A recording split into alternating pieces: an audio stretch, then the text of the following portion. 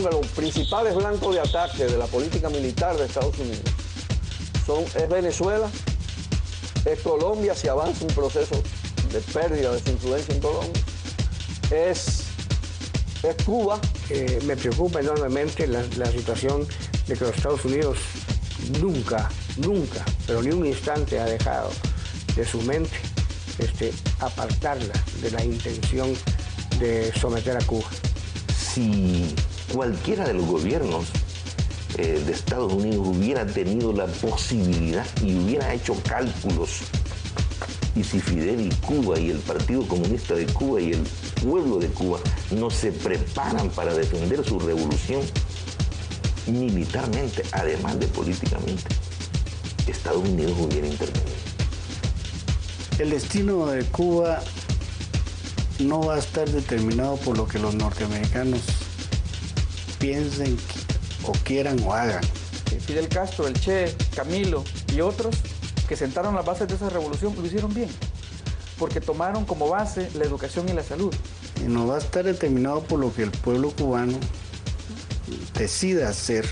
Cuba tiene uno de los pueblos más cultos y educados de América Latina. Yo estoy convencido que el pueblo cubano ha demostrado una gran fortaleza. Cuba es el único país, y hoy Venezuela, tengo entendido, que tienen universidades para estudiantes pobres de América Latina. Una gran dignidad. Cuba es el único país de América Latina que está enviando brigadas de médicos para tratar la enfermedad en Venezuela, en Bolivia, en El Salvador. Yo creo que esa es una realidad y una experiencia en la región que todos los pueblos debemos de tener en cuenta. Va a continuar con quien sea.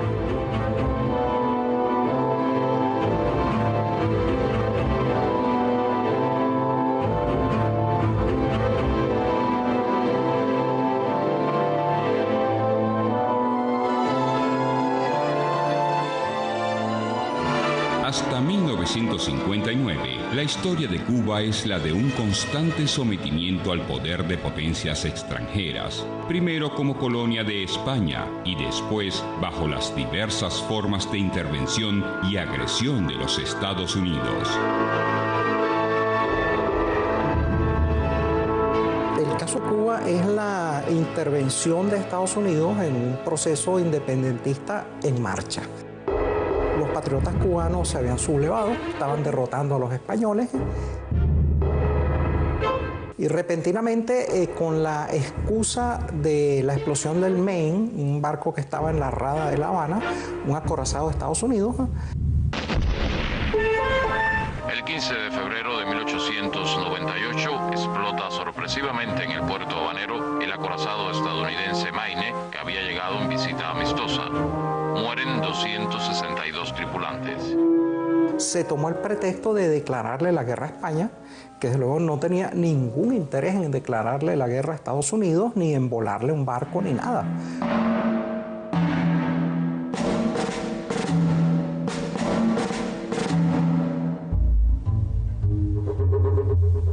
Lo cierto es que, aprovechándose de esto, Estados Unidos intervino en la guerra con su flota, que era muy superior, una flota de acorazados, desbarató a la flota española. El 1 de enero de 1899, Estados Unidos toma posesión de Cuba. Esta fue la clave de un proceso que incluyó la desaparición de las organizaciones que representaban la lucha por la liberación de la isla. Al extremo de que no se permitió que el ejército de los mambises, que era el ejército liberador de Cuba, llegara a La Habana. Se instauró eso como una ocupación militar. El Tratado de París del 10 de diciembre de 1898 otorga legalidad a la ocupación militar.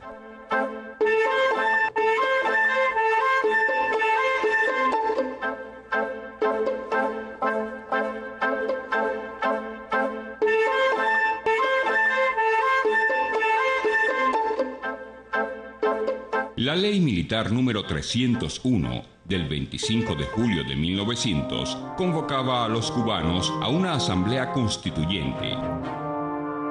Debía establecer los lineamientos que regirían las relaciones entre Cuba y los Estados Unidos. El Congreso norteamericano aprueba la enmienda Platt. Establece una férrea relación de dependencia neocolonial y coloca a los cubanos ante la dramática disyuntiva de aceptarla o dejar que continúe la ocupación. Esa ocupación se refrendó con la llamada enmienda Platt, una enmienda que le daba a Cuba una suerte de vida republicana enteramente subordinada. Cuba debe ceder territorio para la instalación de bases militares de Estados Unidos. La joven república tampoco podrá firmar tratados ni adquirir préstamos sin el consentimiento de los norteamericanos. Por último, las fuerzas militares de Estados Unidos tienen el derecho de intervenir ante la necesidad de proteger las vidas, las propiedades o las libertades individuales en Cuba. El 20 de mayo de 1902 es la fecha de nacimiento de la República Neocolonial. Tomás Estrada Palma, su primer presidente, gozaba de la confianza de Estados Unidos para controlar las voces disidentes en el ámbito militar y político.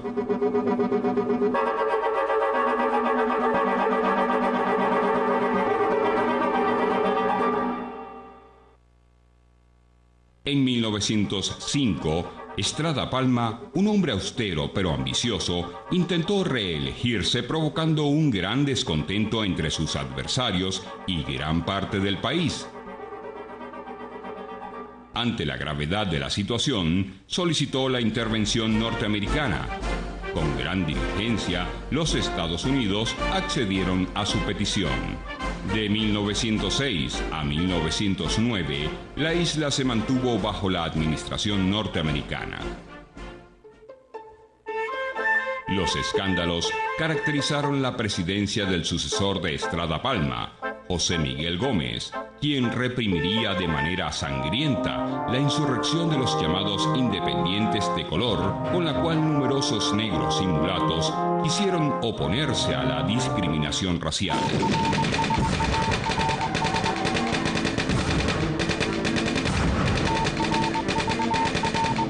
La Primera Guerra Mundial trajo la bonanza económica.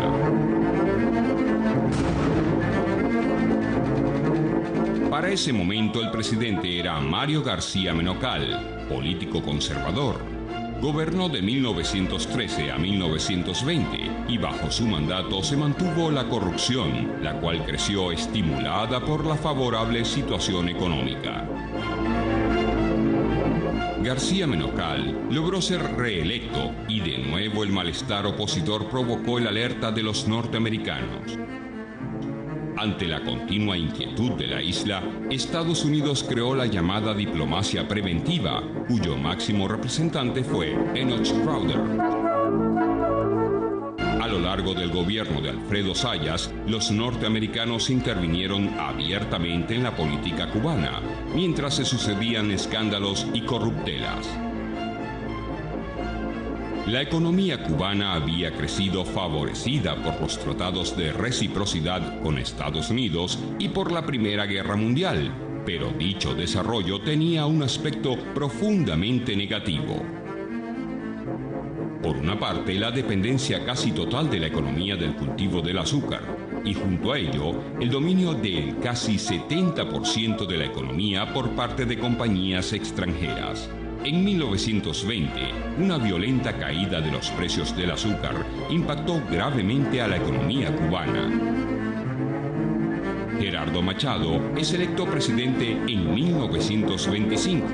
El nuevo gobernante intenta conciliar los intereses de la burguesía cubana con los de la potencia interventora. Ejerce una feroz represión contra sus opositores. Al lograr cierto consenso, Machado optó por reformar la Constitución para ser reelecto. Mientras tanto, el movimiento estudiantil insurgía y se desarrollaba a la par que el movimiento obrero. Este último hacía sentir su presencia con huelgas y protestas generadas por la inflación que sobrevino también durante la Primera Guerra Mundial. Una de las figuras resaltantes del movimiento revolucionario durante el periodo neocolonial fue Julio Antonio Mella. Miembro fundador del Partido Comunista Cubano, Mella recibió la influencia de la Revolución Rusa y el impacto de las ideas leninistas. Fue asesinado el 10 de enero de 1929 en México por agentes de la Policía Secreta de Machado. A pesar de algunos logros y la constante represión, Machado no logró eliminar la disidencia ni el clamor de las masas populares. Estimulados por la crisis mundial de 1929 y por la política agresiva de Machado contra estudiantes y obreros, dichos sectores desataron una oleada de huelgas, atentados y sabotajes. En 1933, Cuba estaba al borde de una revolución.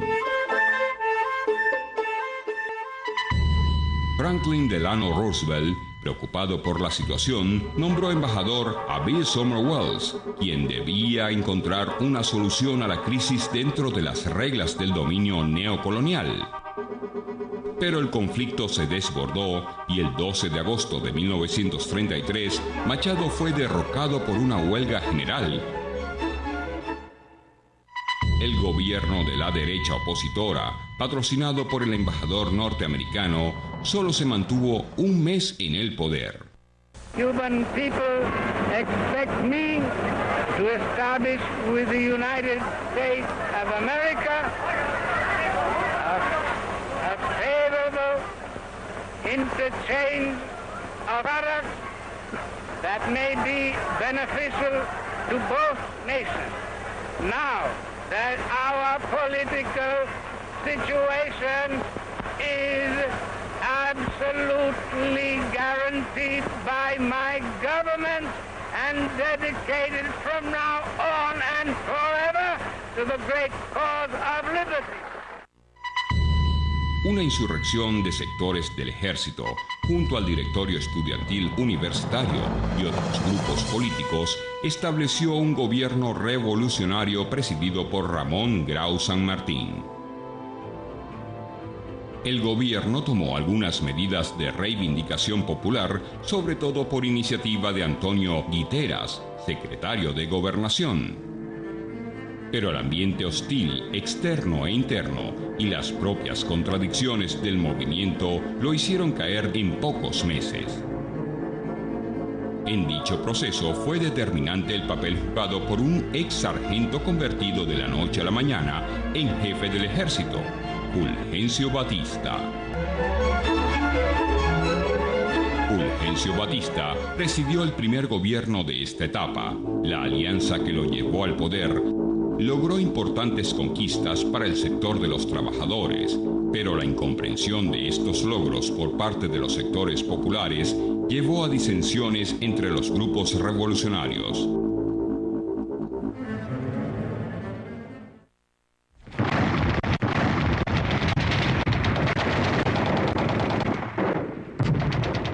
Durante este periodo, las condiciones económicas mejoraron favorecidas por el estallido de la Segunda Guerra Mundial, situación que favoreció aún más al sucesor de Batista, Ramón Grau San Martín, electo en 1944. Pero tanto Grau San Martín como Carlos Prío Socarrás no tuvieron la capacidad de aprovechar la situación de bonanza.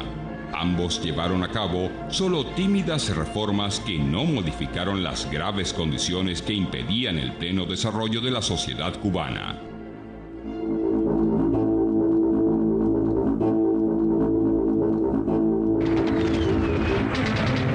La corrupción adquirió niveles nunca vistos.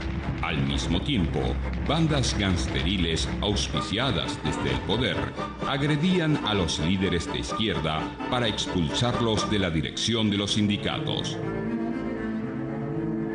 El repudio a tales hechos fue liderizado por el movimiento cívico y político del Partido Ortodoxo, cuyo legendario líder, Eduardo Chivás, se suicidaría en 1951 durante la emisión de su programa radial. Cuba ha visto frustrado su destino histórico hasta ahora con la corrupción y ceguera de uso de sus gobernantes, cuyo pensamiento, salvo excepciones, ha volado siempre a ras de tierra. Por su posición geográfica, la riqueza de sus suelos y la inteligencia natural de sus habitantes, Cuba tiene reservado en la historia un grandioso destino, pero debe realizar un gran destino unido a la alta calidad de nuestro pueblo. Solo espera la gestión honrada y capaz de un equipo gobernante que esté a la altura de su misión histórica. Eso no puede ser la falsa oposición de Batista, que alienta el regreso de los coroneles del Palma Christi y el plan de fuga. Cuba necesita despertar, pero mi aldabonazo no fue quizás lo suficiente fuerte. Seguiremos llamando a la conciencia del pueblo cubano.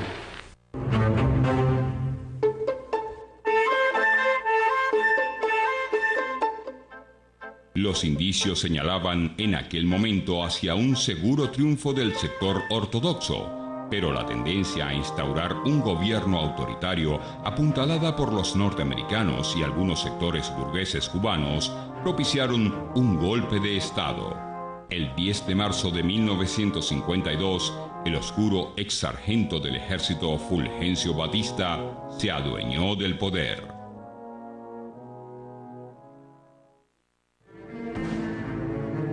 La incapacidad de los partidos tradicionales para enfrentar la dictadura hizo nacer un nuevo movimiento liderizado por Fidel Castro, un joven abogado proveniente de la burguesía agraria, quien preconizó y dio articulación política y militar a la lucha armada contra la tiranía de Batista.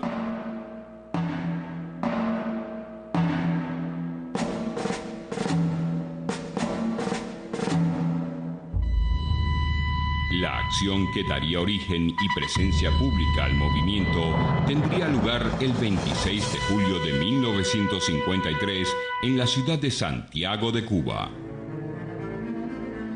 El ataque al cuartel Moncada marca el relevo generacional de la acción política por la liberación de Cuba. Pese al fracaso militar del ataque, el asesinato de muchos combatientes y la detención de sus líderes condenados a severas penas de prisión, el movimiento 26 de julio iniciaría una larga lucha contra la dictadura que culminaría 6 años después con la victoria del ejército rebelde sobre las tropas de Batista. En 1954, la dictadura intentó adquirir un cierto barniz de legalidad y organizó una farsa electoral ante la cual debió atenuar su saña represiva. Pero la circunstancia estimuló la presencia popular en las calles y ello dio lugar a que en 1955 se decretara una amnistía de presos políticos que incluyó a los combatientes del Moncada.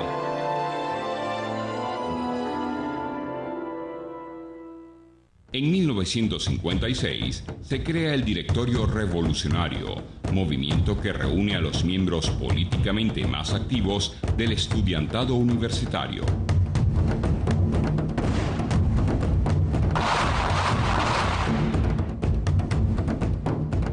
Durante estos años se producen varios intentos conspirativos entre miembros del ejército, pero todos ellos son abortados por la dictadura.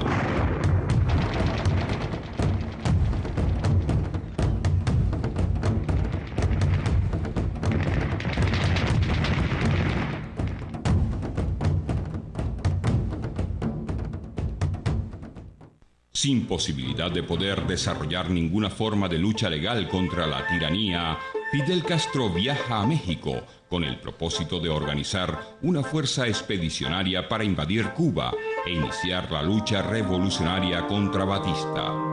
Fidel Castro logra reunir una fuerza expedicionaria y parte hacia Cuba. Entre los combatientes se encuentra el legendario Ernesto Che Guevara. Desembarcan en Las Coloradas, provincia de Oriente, el 2 de diciembre de 1956. 2 días antes, Frank País había comandado un alzamiento en Santiago de Cuba en apoyo al desembarco. Las acciones no pudieron ser coordinadas y el levantamiento fracasó. El grupo expedicionario se dispersa después del encuentro en Alegría de Pío, pero Fidel y un grupo de combatientes logran arribar a la Sierra Maestra, donde conforman el contingente inicial del ejército rebelde. Un mes después toman el pequeño cuartel de La Plata, desmintiendo las informaciones difundidas por la dictadura de que habían sido exterminados totalmente durante el desembarco del Granma. Contrary to rumors from the capital, we both seem to be here in the Sierra Maestra, and not only in the Sierra Maestra, but on top of Pico Turquino, the highest point in Cuba. Fidel, I believe you're here. Yes. I am going to tell you what happened. Batista does not want to admit that he is incapable of defeating us. He hopes to obtain by liar that which he cannot get by force of arms. Sometimes he says that I am dead. Another time he says that there is no more in Sierra Maestra. But he won't let anyone to come here to Sierra Maestra.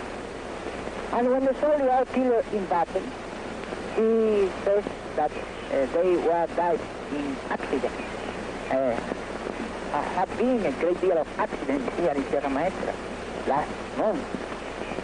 But never mind, because as every message, the reporter of the New York Times said, truth will always be known with or without censorship, because there will always be brave reporters like you two that are willing to risk your life for seeking peace out. I'd like to ask you, what did you seek to accomplish in coming here, and what do you feel that you are accomplishing by being here in these remote mountains? In first place, we have struck the start of the revolution, Cuban Revolution. We have demonstrated that the tyranny is incapable to defeat us to fight for liberty. We have won several victories against a superior force, and our army grows stronger each day.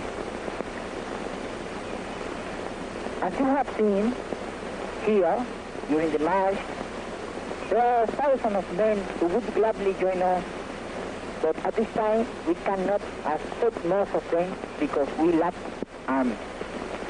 But we hope to get that arms from Batista's soldiers themselves. This is only the beginning.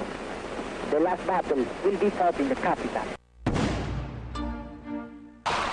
En 1957 se combinan las acciones del ejército rebelde con la acción del movimiento clandestino en las ciudades.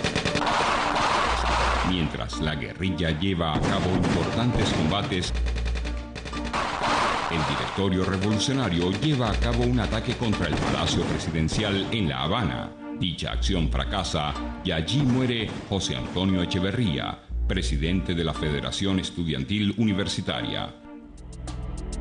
Al aumento de las acciones insurgentes, la tiranía responde con mayor represión, tortura y numerosos crímenes contra los revolucionarios.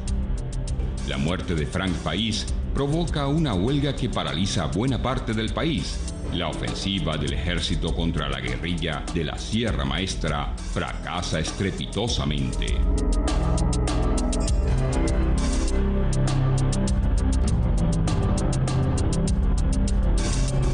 Las acciones revolucionarias se aceleran a partir de 1958 y se promueve una huelga general insurreccional. La convocatoria de huelga general, pautada para el 9 de abril, fracasa con grandes pérdidas para los revolucionarios. Batista lanza una ofensiva definitiva de 10.000 hombres contra la guerrilla de la Sierra Maestra. Cuando ellos lanzaron la última ofensiva en la Sierra Maestra, reunieron alrededor de 10.000 hombres. Y nosotros teníamos 300, pero ya nuestros 300 combatientes eran gente muy veterana. Teníamos relativamente poco parque, pero en esa ocasión defendimos las posiciones, excepto en el segundo frente donde ya estaba Raúl. Porque cuando vino la ofensiva nosotros trajimos las tropas de Almeida que estaban cerca de Santiago, las tropas de Camilo que estaban en el llano, las tropas de Ramiro que estaban hacia el este, y fuimos reuniendo todas las tropas. Establecimos por los distintos puntos de penetración en la sierra, establecimos nuestras posiciones y fuimos resistiendo, le fuimos retardando el avance y ocasionándole faja sucesivamente. Los guerrilleros derrotan al ejército de la dictadura en feroces combates.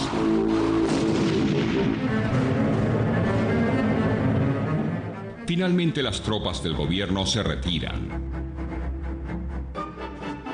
Varias columnas rebeldes se dirigen a diversos puntos del territorio cubano. Hacia la provincia de Las Villas se dirigen las que comandan Camilo Cienfuegos y Ernesto Che Guevara.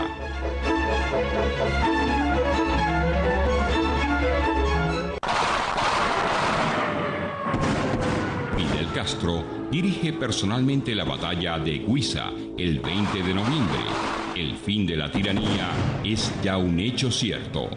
Las columnas de los frentes segundo y tercero de Oriente toman las poblaciones cercanas y cierran el cerco sobre Santiago de Cuba. El Che Guevara, en la provincia de Las Villas, va tomando los pueblos de la carretera central y finalmente entra en Santa Clara. Camilo Cienfuegos, después de un feroz combate, logra la rendición del cuartel de Yaguajay.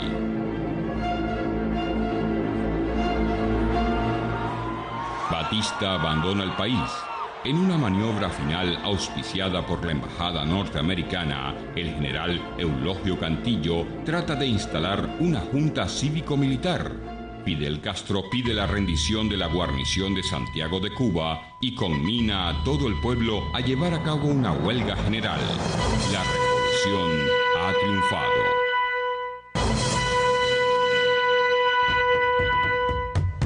El 1 de enero de 1959, la guerrilla triunfante llega a La Habana y es aclamada por la población.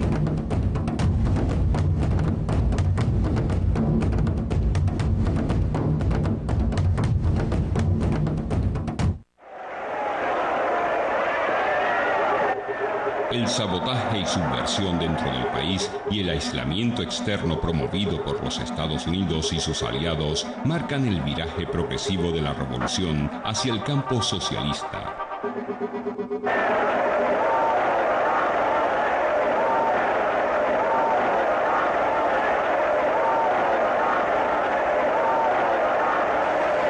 Compañía Cubana de Electricidad.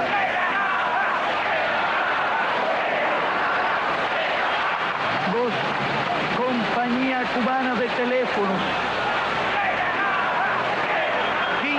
Sinclair Cuba Lloyd Company S.A. 24 United Fruit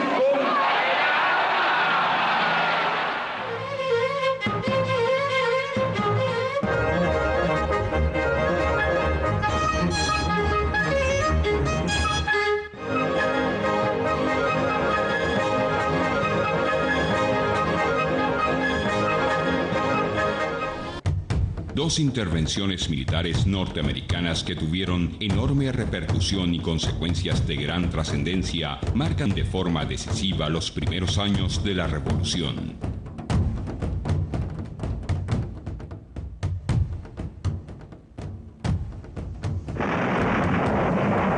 Me despertó la explosión, me asomé a la ventana y pude ver uno de los aviones saliendo. Le dije a la señora mía, parece que se equivocó la artillería antiaérea nuestra y le tiró un avión nuestro. Cuando procedí a acostarme nuevamente, las explosiones volvieron y el fuego antiaéreo más nutrido. Me di cuenta que era un bombardeo.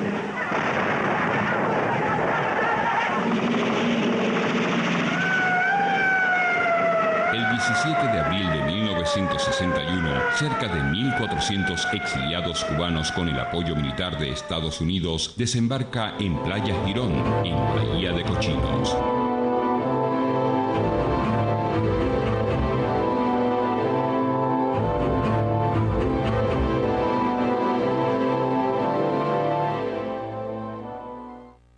Fui prisionero del día 17 de abril de 61, de cuando la invasión, aquí en Playa Girón. Yo le puedo contar que todos sentimos el ruido de los barcos, del barco. Llamé a mi esposo, se lo dije. Dice, no, ese barco no es de lo que había aquí antiguamente, ese otro ruido extraño.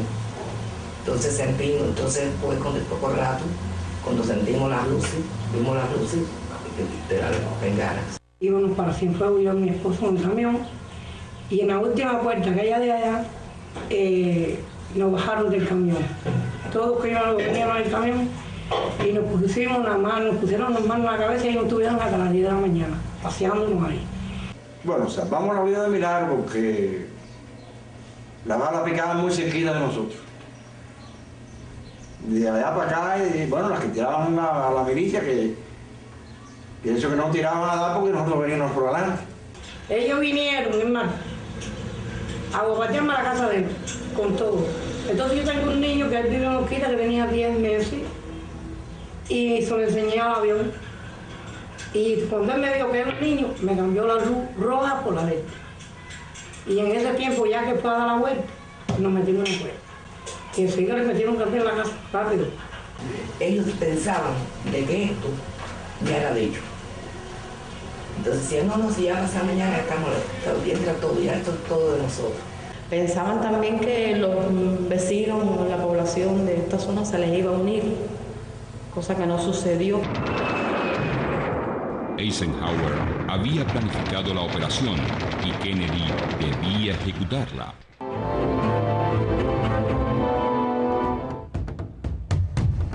A pesar de la insistencia de la CIA en operar directamente desde Cuba y de los militares norteamericanos en proporcionar cobertura aérea a la operación, el presidente Kennedy siempre se mostró opuesto a tales acciones.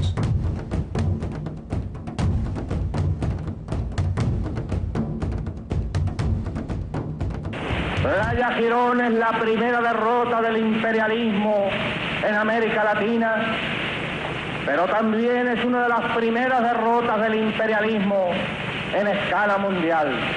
La frustrada invasión terminó en menos de 3 días, con el resultado de 11 aviones derribados, 2 buques hundidos, 200 invasores muertos, 1.197 prisioneros y casi todo el moderno equipamiento que llevaban en poder del gobierno cubano. Las milicias del gobierno sufrieron 156 bajas y unos 800 heridos. La derrota de Estados Unidos en Cuba consolidó y engrandeció la figura de Fidel, quien participó activamente en los combates contra la invasión durante los 3 días que ésta duró. El 3 de febrero de 1962 se hace el anuncio del decreto número 3447, el cual dispone que a partir de las 12:01 de la noche del 7 de febrero de 1962, los Estados Unidos de Norteamérica declara un bloqueo total contra la isla de Cuba. Es la expresión formal de una política que se venía llevando a cabo desde 1959 con el objeto de vulnerar las zonas más sensibles de la economía cubana. Dicha política incluía la eliminación de la cuota azucarera, base principal de los ingresos de Cuba, el cierre del suministro y refinación de petróleo para la isla y la prohibición de la venta de repuestos para la industria cubana, cuya maquinaria era en su totalidad de origen norteamericano. Muy buenas noches, señores televidentes.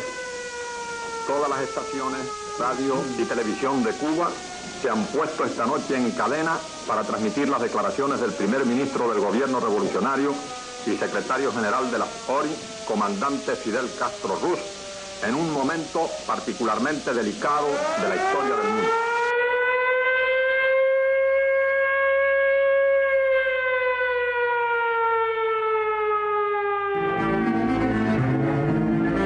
En octubre de 1962, aviones espías norteamericanos U-2 detectaron la construcción de rampas de misiles y la presencia de tropas soviéticas en Cuba.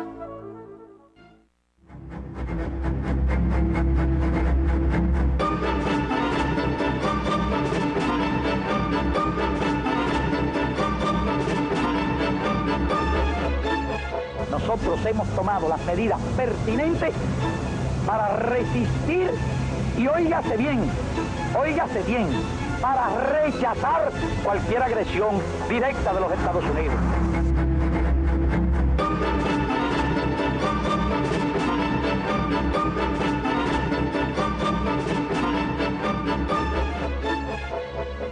El 22 de octubre, con el apoyo de sus aliados occidentales, Kennedy toma una medida radical. Establece una cuarentena defensiva, es decir, un bloqueo de la isla, desplegando unidades navales y aviones de combate en torno a Cuba.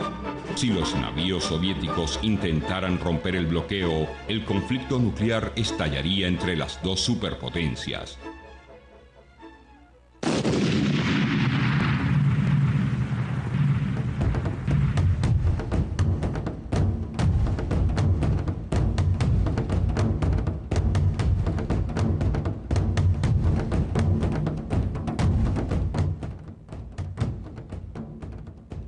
Finalmente, tras negociaciones secretas, Khrushchev hace una propuesta que Kennedy acepta. La Unión Soviética retirará sus misiles de Cuba si los Estados Unidos se comprometen a no invadir la isla y retiran los misiles Júpiter que tenían emplazados en Turquía, apuntando hacia la Unión Soviética. El mes siguiente, la URSS desmonta y retira su material bélico ofensivo. No se piense que la retirada de las armas estratégicas nos desarma. Esto no quiere decir que nos hayamos desarmado.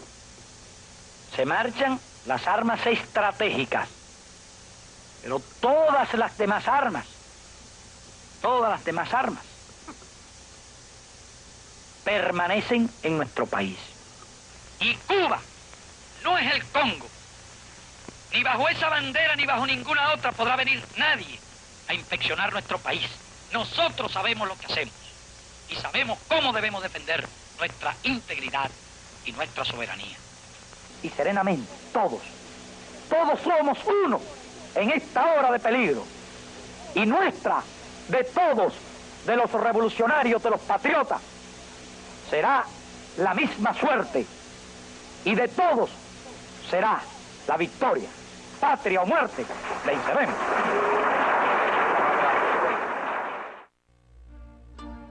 Para hacer la situación de Cuba aún más difícil, el Congreso norteamericano aprueba en 1992 la Ley Torricelli.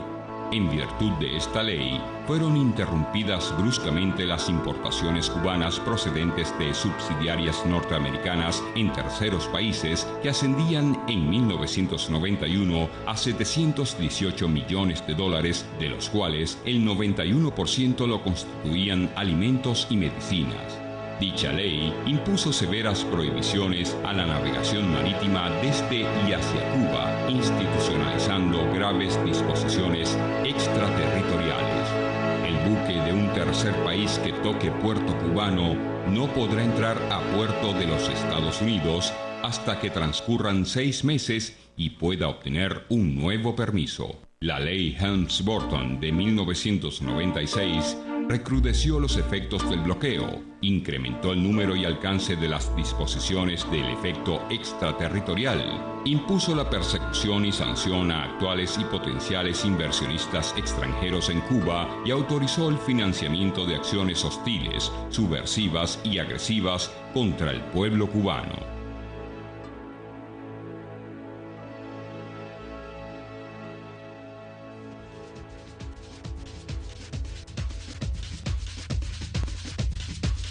Grandes movimientos populares y la aparición de gobiernos progresistas en Latinoamérica parece que hará difícil una agresión directa a la isla. Las masas latinoamericanas parecen despertar nuevamente. La presencia de poderosos movimientos de origen popular han determinado un cambio de las condiciones geopolíticas en el hemisferio. Desde que asumió la presidencia Hugo Chávez Frías, inició un acercamiento solidario con Cuba. Cuba y Venezuela se encuentran unidas hoy en un esfuerzo común por enfrentar y resolver problemas esenciales para su desarrollo. Cuba ya no está sola frente a los Estados Unidos. Gran parte de Latinoamérica está junto a los cubanos en su empecinado esfuerzo por tener una patria soberana. Obviamente el imperialismo necesita quitarnos la esperanza, robarnos la visión de futuro, romper con el modelo que tenemos, los que no creemos en el capitalismo tan voraz, en el neoliberalismo, en el imperialismo. Y obviamente tiene que atacar a Cuba. Y creo que lo que el pueblo cubano y la dirección del pueblo cubano va a hacer, va a estar muy ligado a lo que pase en el continente, al desarrollo de las fuerzas democráticas y de las fuerzas revolucionarias en el continente latinoamericano.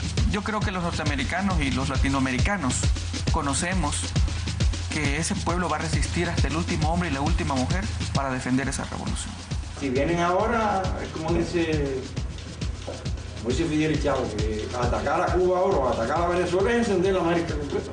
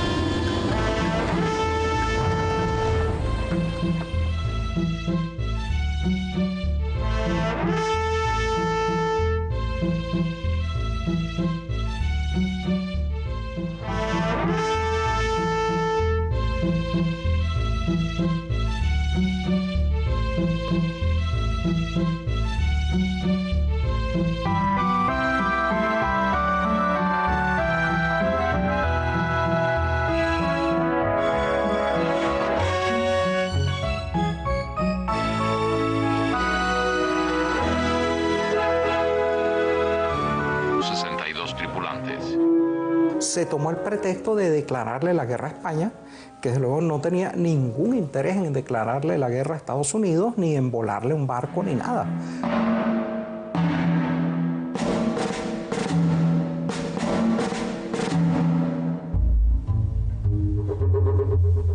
Lo cierto es que, aprovechándose de esto, Estados Unidos intervino en la guerra con su flota, que era muy superior, una flota de acorazados, desbarató a la flota española. El 1 de enero de 1899, Estados Unidos toma posesión de Cuba. Esta fue la clave de un proceso que incluyó la desaparición de las organizaciones que representaban la lucha por la liberación de la isla. Al extremo de que no se permitió que el ejército de los mambises, que era el ejército liberador de Cuba, llegara a La Habana. Se instauró eso como una ocupación militar. El Tratado de París del 10 de diciembre de 1898 otorga legalidad a la ocupación militar.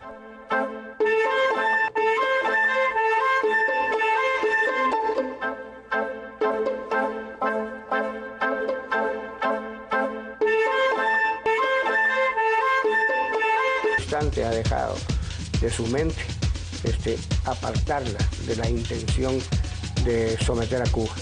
Si cualquiera de los gobiernos de Estados Unidos hubiera tenido la posibilidad y hubiera hecho cálculos, y si Fidel y Cuba y el Partido Comunista de Cuba y el pueblo de Cuba no se preparan para defender su revolución militarmente, además de políticamente, Estados Unidos hubiera intervenido. El destino de Cuba no va a estar determinado por lo que los norteamericanos piensen o quieran o hagan.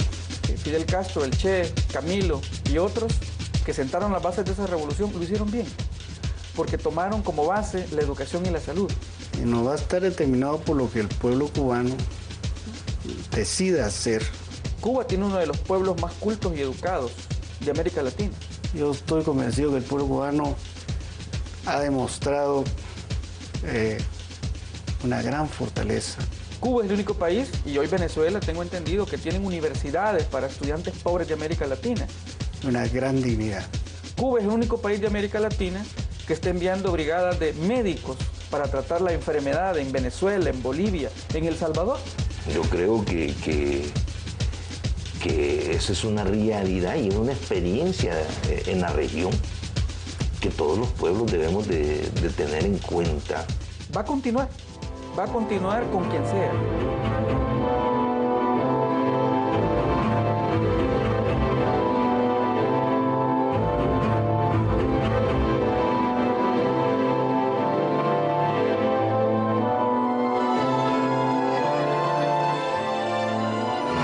Hasta 1959, la historia de Cuba es la de un constante sometimiento al poder de potencias extranjeras, primero como colonia de España y después bajo las diversas formas de intervención y agresión de los Estados Unidos. El caso de Cuba es la intervención de Estados Unidos en un proceso independentista en marcha. Los patriotas cubanos se habían sublevado, estaban derrotando a los españoles y repentinamente, con la excusa de la explosión del Maine, un barco que estaba en la rada de La Habana, un acorazado de Estados Unidos. El 15 de febrero de 1898 explota sorpresivamente en el puerto habanero el acorazado estadounidense Maine, que había llegado en visita amistosa. Mueren 200...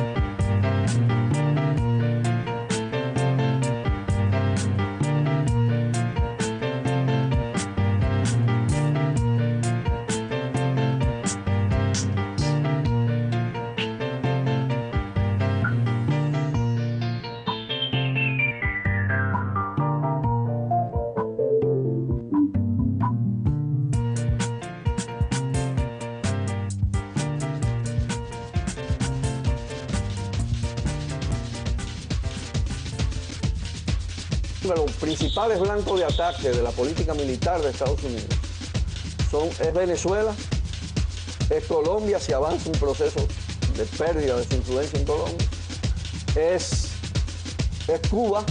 Me preocupa enormemente la situación de que los Estados Unidos nunca, pero ni un